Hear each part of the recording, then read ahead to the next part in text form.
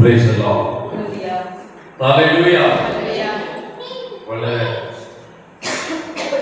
ആശീർവാദത്തിൻ നാളുകളാകെ കർത്തൻ മാറ്റിയെടുത്താണ് എന്ന് ചൊല്ലുക.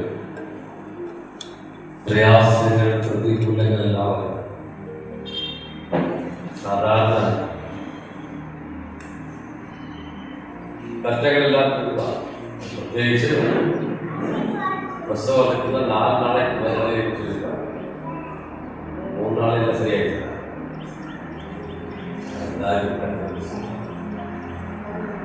വിലകരമായി നിൽക്കാതെ എന്ന് ആ കാര്യങ്ങളെ ആവശ്യമായ ഉണർവുക്ക് ബലത്തിന് ദേവയെ ചെയ്തു കൊടുക്കുക. ചെയ്ത് ചില കഷ്ടപ്പാടും അറിയാം. പഠനത്തിലേക്ക് കഷ്ടപ്പെടുത്തുക. അതാണ് പിള്ളേക്ക് ആരോഗ്യമില്ല. അതോടെ പുസ്തകമോ പാല് കുടിച്ച് സന്തോഷം ഉണ്ടാക്കില്ല. അതാണ് ഏറ്റവും വലിയ സന്തോഷം. ആണ്ടവരുടെ വലിയ കഴിവുകളാണ്. ചിലരോട് താല്പര്യം சொன்னாங்க, இந்த வருஷத்துடைய வார்த்தை சொல்லவே இல்லை. வார்த்தை சொல்ல இந்த மாசத்துல 1ஆம் வார்த்தை வைத்தாச்சு. இந்த வருஷத்துடைய வாய்த்தம் இந்த மாசத்துக்கு அதுதான், வருஷத்துக்கு அதுதான் மாசம். வாசிக்கலாம். ஆதியாகம புஸ்தகம் 22ஆம் அதிகாரம் 17ஆம் வசனம். நான் உன்னை ஆசீர்வதிக்கவே ஆசீர்வதிப்பேன். இதுதான் வருஷத்துக்குள்ள ஆசீர்வாதம். இரட்டி ஆசீர்வாதம். நான் உன்னை ஆசீர்வதிக்கவே ஆசீர்வாசிமா. நான் உன்னை ஆசீர்வதிக்கவே ஆசீர்வதித்து சந்ததியை வானத்து நட்சத்திரங்களைப் போலவும் கடலைப் போலவும் பெருகவே பெருக பண்ணுவேன்.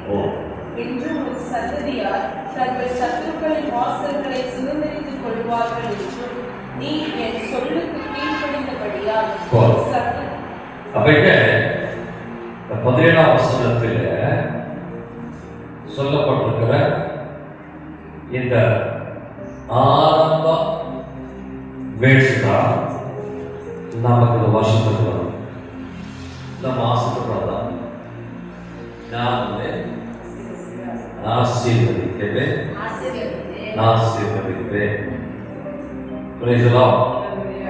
எப்படி ஆசீர்வாதம் வரும்? தேவனுக்கு கீழ்ப்படியும். கீழ்ப்படியாம ஆசீர்வாதம் வராது. கீழ்ப்படியணும். ஊரி விஷத்தோப்பையை எல்லாம் நாட்டி ஊறி வச்சு தேவன் ஆபிரகாமோட பேச ஆரம்பிச்சார். நீ உன் தேசத்தை விடணும், உன் குடும்பக்காரை விடணும், உன் சாட்சிக்காரை விட்டு சொல்லணும், ஞான் காணிக்கிற தேசத்துக்கு நீ வரணும். கீழ்ப்படிதான் ஆபிரகாம். அதை கேட்டு அதன் பிரகாரம் வாழ்க்கையை மாற்றம் வருத்திக் கொண்டு அவர் சொன்ன இடத்திற்கு போக புறப்பட்டு அதன் பிரகாரம் வாழ்ந்ததுனால்தான் இந்த ஆசீர்வாதம். நமக்கு எல்லாருக்கும் ஆசீர்வதிக்கப்படணும்.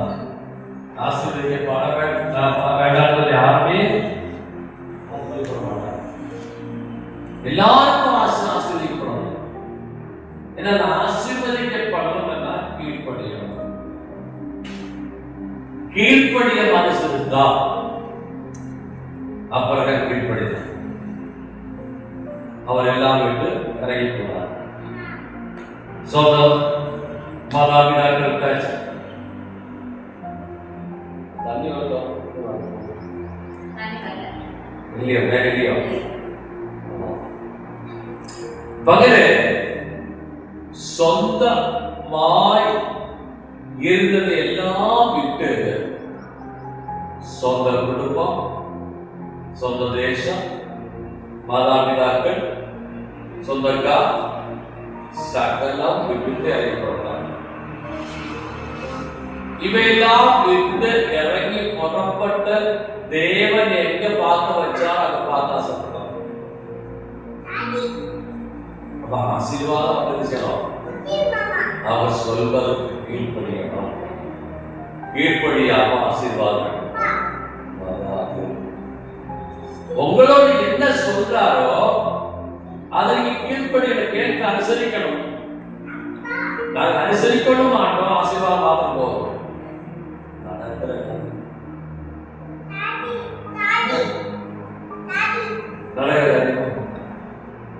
ஓரோ விவசாய நியமங்கள் இருக்கு, ஓரோ காரியத்துக்கும் இருக்கு.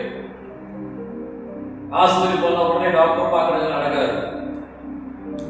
போன பேரெல்லாம் சீட்டெல்லாம் எடுக்கணும், கூப்பிட டாக்டர் பார்க்கணும். பேங்க் போன உடனே காசை எடுத்து வர முடியாது, காசை போட கேட்டா எடுத்து வர முடியாது.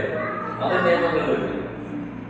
அதுக்கு அவசியമായ செக்குகள் எழுதி கொடுத்து காத்திருந்து டாக்டர் கொடுப்பாங்க, டாக்டர் கொடுத்து அதை பரிசோதிச்சு ரெடி இது இருக்கு கொடுக்கலாம் தீர்மானம் எடுத்து கூப்பிடுவாங்க. அப்போ மறந்து காசு எடுத்து ஒரு பஸ்ல இருக்கு, நான் ரெண்டாசி போகணும், இப்பவே உடனே விட முடியாது. அது சில டைம் வச்சிருப்பாங்க, அந்த டைம் போவாங்க, அந்த டைம் வச்சு அல்ல எனக்கு உடனே ஒரு நிமிஷத்துல தெங்காசி வரும். அப்ப ஆசீர்வதிக்கப்பட வேண்டும் என்றால் ஆசீர்வாதத்துக்கு தேவன் பிரமாணம் வச்சிருக்கிறார். என்ன பிரமாணம்? அவர் கீழ்ப்படியாம ஆசீர்வாதம் வராது. வசிக்கலாம் எப்படி கீழ்ப்பட்டால் 12 வாசி.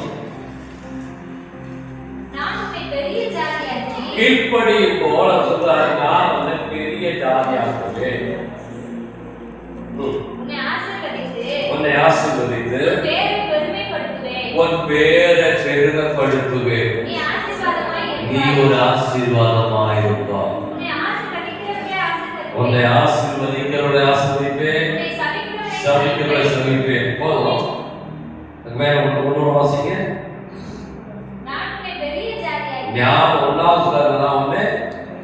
நீ கீழ்ப்படைஞ்சதுனால, நீ அனுசரிச்சதுனால, நீ வாக்கு கேட்டு இறக்கியதுனால ஞானம் உன்னை பெரிய ஜாதியா.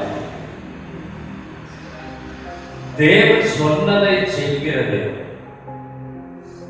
ஒன்னாவது சொன்னாலும் பெரிய ஒரு ஜாதி ஆகிட்டு அப்ரஹாம் இருக்கிற துக்கத்தோட பாரத்தோடு கூட தன் வாதத்தில் இருக்கும் போது தேவன் போல இருக்குன்னா, நீங்க எந்த நாள் கொடுத்து சொன்னாலுமே ஒரு பிள்ளைய கொடுக்கலாம்.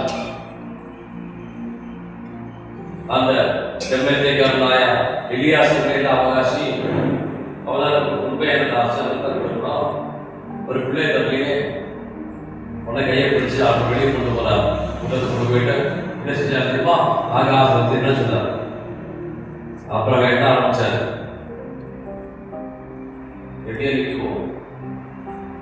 கூடாத ஒரு நட்சத்திரம் சொன்னார்களே, ஐயா என்ன முடியாது அது போல மக்களை உனக்கு அது போல மக்களை தருகிறார். வயசுல 25 வயசுக்கு வர 80 வயசுக்கு மேல 80 வயசுல இருக்கிற ஒரு மனுஷனோட இருந்தாரு. உனக்கு நட்சத்திரங்களை போல பிள்ளைகள், பிள்ளைகள் கடற்கரை மணல் போல பிள்ளைகள் அப்பா எந்த பாருங்க. ஒரு 15 வயசுல இருந்தாலும் 25 வயசுல இருந்தாலும் அவங்க கேட்டு 80 வயசு வெளியே மக்களுக்கு அப்பதான் அவங்க கேட்கிறாரு. மக்கள் 25 வயசுல ஆர்டர் போட்டாரு, 80 வயசு வெளியாச்சு மக்கள் மக்களை தான் நீங்க 70 வளர்ச்சி 80 வயசு ஆச்சு மக்கள் நாமே.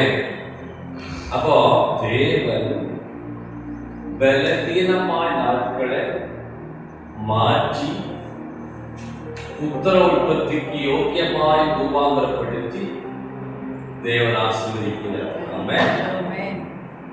உன்னுடைய அவஸ்தைகளை குறித்தும் தெரிந்தும் உன்னை சரியாய மாற்றம் வருத்தி உன்னை ஆசீர்வதிக்கிறதா தேவனாய் கர்த்தர். Praise the Lord. Hallelujah. அப்ப ஞானம் பெரிய ஜாதி ஆக்குவேன் சொன்னவர் ആക്കിയിട്ടാൽ അല്ലെങ്കിൽ ഉലകത്തിലെ ഏറ്റവും വലിയ ജനമുള്ളത് ആബ്രഹാമിന്റെ മക്കളാണ്. ഇസ്രായേൽ ജനം അബ്രഹാമിന്റെ മക്കള് ഇല്ല. அப்படியா? சரியா? இஸ்ரவேல் மக்கள் எல்லாம் அபிரகாம் மக்கள், விசுவாசிகளாக இருக்கிறார்.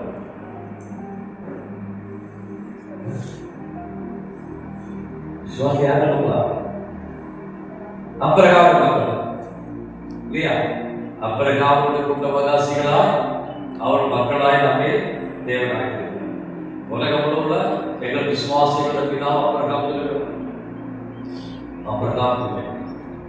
அது கூடாம அரபிகளும் இஸ்ராயேலர்கள நானும் இப்ராஹிமின் பிள்ளைகள் அபிரகாம். உலகத்துல சங்கிய குட்டி எத்தனை இருக்காங்க? உலகத்துல மூணு பிரிச்சு வச்சா ஒன்னு யூதன், ரெண்டு கிறிஸ்தவம், மூணாவது இஸ்ராயேல். இதுதான் முதல்ல இருக்காங்க. மற்றுள்ள ஜாதி சுத்த மதக்கார், ஜெயின மதக்கார், இந்த மதக்கார் எல்லாம் கொஞ்சம் கொஞ்சம் இருக்காங்க. ഏറ്റവും കൂടുതൽ ചേർന്നുള്ളത് ക്രിസ്തുക്കളാണ്, പിന്നെ ഇസ്രായേൽ, പിന്നെ ഉള്ളത് യൂതർ. ഇങ്ങനെ വലിയൊരു കൂട്ടമാണ് உலகம் முழுவதும் இருக்கிற அபிரகாமின் மக்களை தேவன் ஆசீர்வதிக்கிறார். ஆமென். அபிரகாமிന്റെ ആശീർവാദം ക്രിസ്തുയേശുവിൽ കൂടെ നമുക്ക് നേടുകയാണ്. ആமெൻ. இந்த கலாத்திய புத்தகத்தில் விரிவாக சொல்லப்படும் புத்தகம் வாசிக்கல. எல்லாரும் புத்தகம் 6ஆம் அதிகாரம் 22ஆம் வசனம் 23ஆம் வசனம்.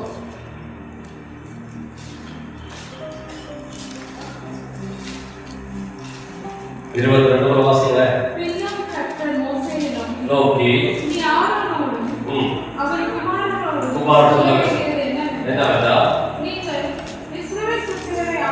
நீங்க இஸ்ரவேல் புத்திரரை ஆசீர்வதிக்கும் போது சொல்ல வேண்டியது, கர்த்தர் உன்னை ஆசீர்வதிச்சு உன்னை காக்க கடவர். கர்த்தர் தம்முடைய முகத்தை உன்மேல் பிரகாசிக்க பண்ணி உன்மேல் கிருபையாய் இருக்க கடவர். பிரசன்னமாகி அவர் முகத்தை உன்மேல் பிரசன்னமாகி உனக்கு சமாதானம் கட்டளையிட கடவர்.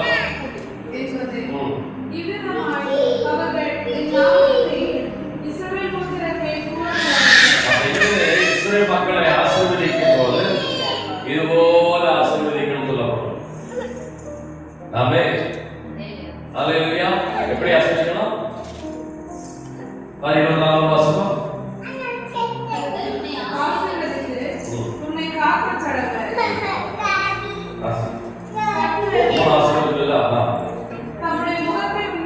கர்த்தர் முகத்தை உன்மேல் பிரகாசம் பண்ணி உன்னை ஆசீர்வதிப்பார்.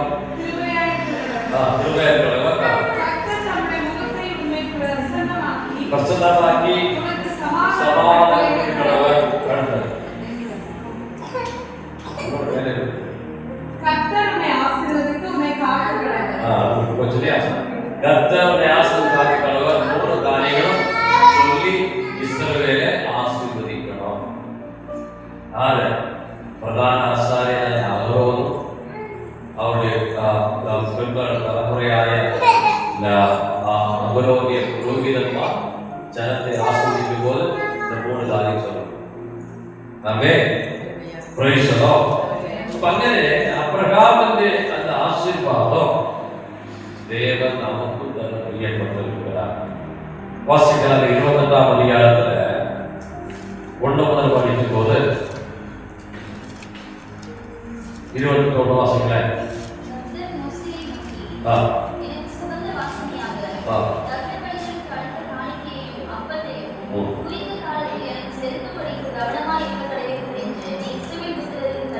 என்ன செய்யணுமா? எனக்குள்ள காணிக்கையை சரியா செய்யணும். காணிக்கை கொடுக்கணும். கர்த்தர் கொடுக்க வேண்டியதெல்லாம் கொடுக்கணும். விசுவாசம் கொடுக்கணும். எல்லாம் சரியா செய்யணும். சில தெளிவாக சொல்லியிருக்கு. அப்ப கீழ்ப்படிகிற அடையாளம். அப்புறம் காணிக்கையை தசமபாதங்களை கொடுத்தார். எபிரேயரில் சொல்லப்பட்டிருக்கு, 14ஆம் அதிகாரத்தில் சொல்லப்பட்டிருக்கு அவர் கொடுத்ததை குறித்து. அப்ப நம்ம வாழ்க்கையிலும் சரியா கொடுக்கணும். 14ஆம் வசனம்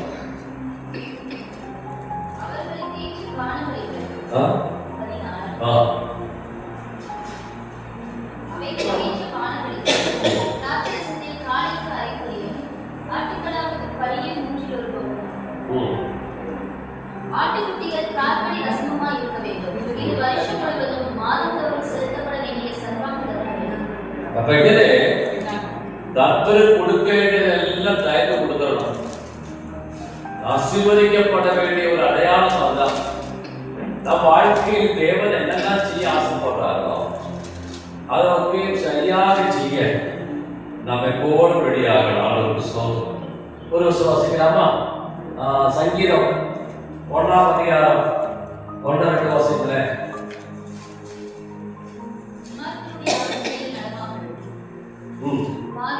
ஒன்று செய்யணும். நீ அதை செய்யக்கூடாது சொல்றாரு. துன்மார்க்கருடைய ஆளுகை நடக்கக்கூடாது, பாவங்கள் நிற்கக்கூடாது,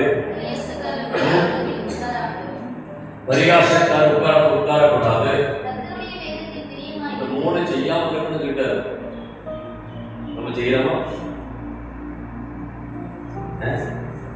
துன்மார்க்கராக நடக்கிறோம், வேதத்தின் படி நடக்காம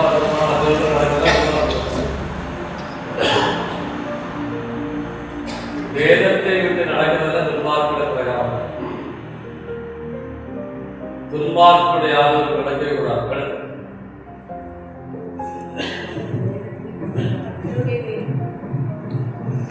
பாவியோட வழியில் இல்லாமலும்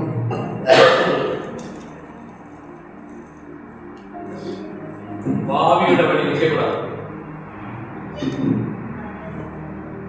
பாவியோட வழி நிற்கக்கூடாது. பரிகாசக்கார் உட்காரும் இடத்துல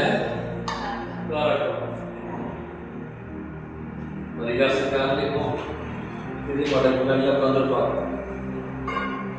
போற ரோடில் தொடர் நடந்து வஞ்சாது உட்கார்ந்து போற வரலாம் நிச்சயமாக வெளியாகிருப்பாங்க. இப்போ அதில் வந்து இதெல்லாம் தண்ணியாக தண்ணி நீங்க தான் சொல்றாங்க. வெளியாக போறது அதான் யாரும் போக மாட்டாங்க. அன்னைக்கு நேரம் போயிட்டு இருக்கோம். ஏன்னா வாகன சோதனைகள் ஒன்றும் கிடையாது. அதான் போவோம். அதனால எல்லாருமே நடந்துதான் போயிட்டு இருக்கோம். நானும் போயிட்டு இருக்கோம். அதான் போல அவ யார் தெரியுமானுக்கு இவ யார் தெரியுமானுக்கு இது தெரியாது. இதெல்லாம் இதுல வந்து நாம் பங்கு இருக்கிறார். ஹோட்டல் வெளியாக இருந்தாலும் 30 வெளியாக வீட்டு வெளியானாலும் நம்ம பங்கு கொடுக்கணும். நம்ம தெய்வ பிள்ளை என்ன செய்யணும்? 3 விடணும். என்ன செய்யணும்? கர்த்தருடைய வேதத்தில் பிரியமாயிருந்து இரவு பகலும் அவருடைய வேதத்தில் தியானமாயிருக்கிற மனுஷன் பார்க்கலாம். வேதத்தில் தியானமா இருக்கு. 119 வாசிக்கிறேன். கர்த்தருடைய வேதத்தின்படி நடக்கிற உத்தமமானவர்கள் பாக்கியவான்கள். உத்தமமானவர்கள் வேதத்தின் பிரகாரம் நடக்கும். அதை தியானிக்கணும். அதன் பிரகாரம் நடக்கணும். இது ஆசீர்வாதம் கிடையாது. இது அச்சரிய ஆசீர்வாதம் இல்ல. நமக்கு வேண்டியது ஆத்மீக ஆசீர்வாதம். அச்சரிய ஆசீர்வாதத்துக்காக வரக்கூடாது. ஆத்மீக ஆசீர்வாதத்துக்காக வரணும். அச்சரிய ஆசீர்வாதம் கூட வருது. தாவீது சொல்றாரு, நன்மை கிருபை ஜீவனால பின்தொடர்ந்து நீ ஆத்மீக ஆசீர்வாதத்து பங்காளியாக ஆத்மீகராய் மாறும். என்ன செய்யணும்? அதான் மத்தாய் சுவிசேஷம் 5:1 வாசிக்க. 3ஆம் வசனம். ஆத்மீய ஆசீர்வாதத்தெல்லாம் கொடுக்கும். ஆவியிலே ஆவியிலே உள்ள பாக்கியவான்கள். அடுத்தது துயரப்படும் பாக்கியவான்கள். அடுத்தது சாந்தகுணம் பாக்கியவான்கள். அடுத்தது பாக்கியவான்கள். இரக்கமுள்ள பாக்கியவான்கள். சுத்த இருதயத்தோட பாக்கியவான்கள். சமாதானம் பாக்கியவான்கள். துன்பப்படும் பாக்கியவான்கள். நிந்தித்து துன்பப்படுத்தும் போல் தீரான வழி பேசும்போது அது இப்படி சொன்னால் நீங்க பாக்கியவராக இருக்கு. நான் பார்த்து இந்த பாதிச்சா போகும். சரியா? வீட்டுக்கு போயிட்டு இந்த 3 முறை வந்தவர் டெய்லி வாசிச்சு அது போல நடக்கிற ஆர்டர் போய் செய்யுங்க. என்ன செய்யலாம்? ஆவியிலே இருக்கணும். சாதாரணமாக இருக்கலாம். நிறைய சுற்றுலா இருக்கணும். ஏசோட இல்லம் இருக்காது. இந்த மாத்திரம் தான் முதல்ல ஆசீர்வதிக்கப்படும். அவர் ஆசீர்வதிக்கவே ஆசீர்வதிப்பார். ஹல்லேலூயா. ஆத்மீக ஆசீர்வாதம் நமக்கு லூக்கா 6:20 வாசிங்க. அங்கே லூக்கா 6:20.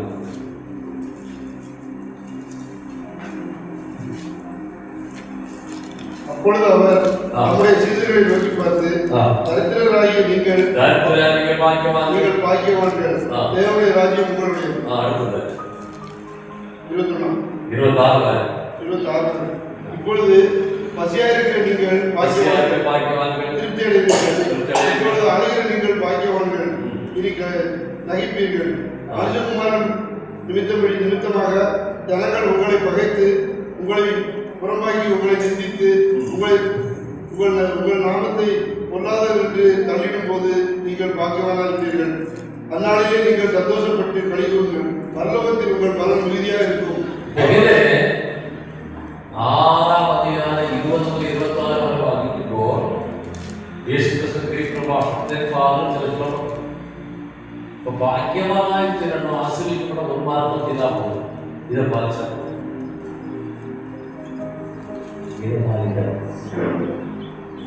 கீழ்ப்படியணும்.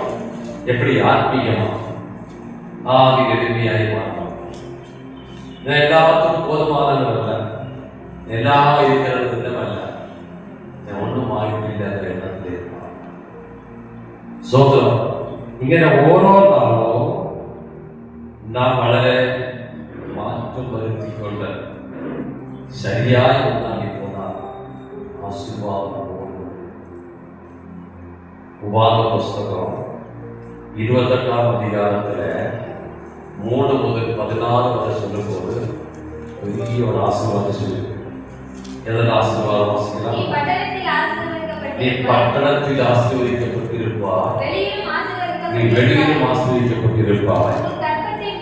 உன் கர்ப்பத்தின் கனியும், உன் நிலத்தின் கனியும், உன் மாடுகளின் பெருக்கமும், ஆடுகள் மந்தையுமாய உன் மிருக ஜீவனுக்காகவும் ஆசீர்வதிக்கப்பட்டிருக்கும். உன் கூடையும் மா பிசைக்கிற தொட்டியும் ஆசீர்வதிக்கப்பட்டிருக்கும். வருகையில் ஆசீர்வதிக்கப்படுவார், போகையில் ஆசீர்வதிக்கப்படுவார். எழும்பும் முறியடிக்கப்படுவார். ஒரு வழியா வந்தவர்கள் 7 வழியா முடிக்குவார்கள். கைவிட்டு செய்கிற எல்லா வேலைகளையும்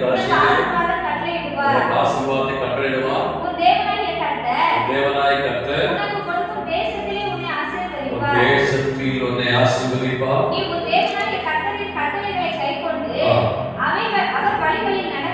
நடக்கும்போது ஆணையிட்டபடி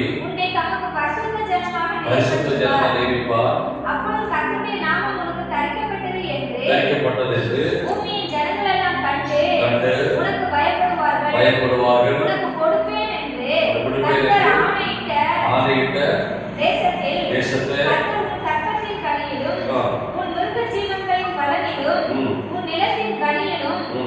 பரிபூர்ண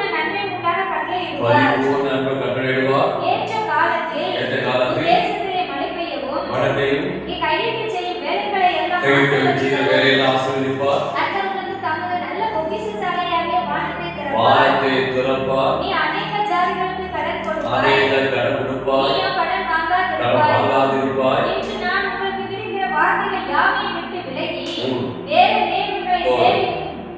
அப்ப இங்கே நாம் சரியாய் ஆண்டவருடைய ஆசீர்வாதம் மாத்திரமாய் ஆத்மீகமாய் உணர்த்தப்பட்டு ஒரு கற்பனை பிரகாரம் அந்தாயிஷம் சொல்லியிருக்கிற போல மாதிரியா இருந்தால் நீ ஆசீர்வாதம் முழுவதும் ஆசீர்வதிக்கப்படுவீர்கள்.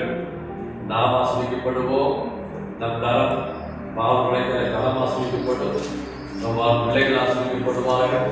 நம்முடைய தொழுத்துகள் ஆசீர்வதிக்கப்படும். நம்முடைய வீடுகள் ஆசீர்வதிக்கப்படும். எல்லா ஆசீர்வாதங்களையும் கற்றுக் கொடுப்பார். அதான் சொல்றாரு, நான் வந்து ஆசீர்வதிக்கவே ஆசீர்வதிக்கிறேன். சொன்னவர் செய்ய போதுமா? அது பிராமிக்க தவறணும். நம் வாழ்க்கையை மாற்றுவோம். அவர் கீழ்ப்படிப்போம். ஒரு வசனத்துக்கு அனுசரிப்போம். ஒரு கற்பனைகளை பிரமாணிப்போம். அவர் கொடுக்கிறதை கொடுப்போம். ஜெபத்துக்கு உறுதியா இருப்போம். வசனம் தியானிப்பதில் உண்மையா இருப்போம். எல்லாத்திலும் உண்மையா இருந்து கட்டளை பிரகாரம் வாழ்வோம்.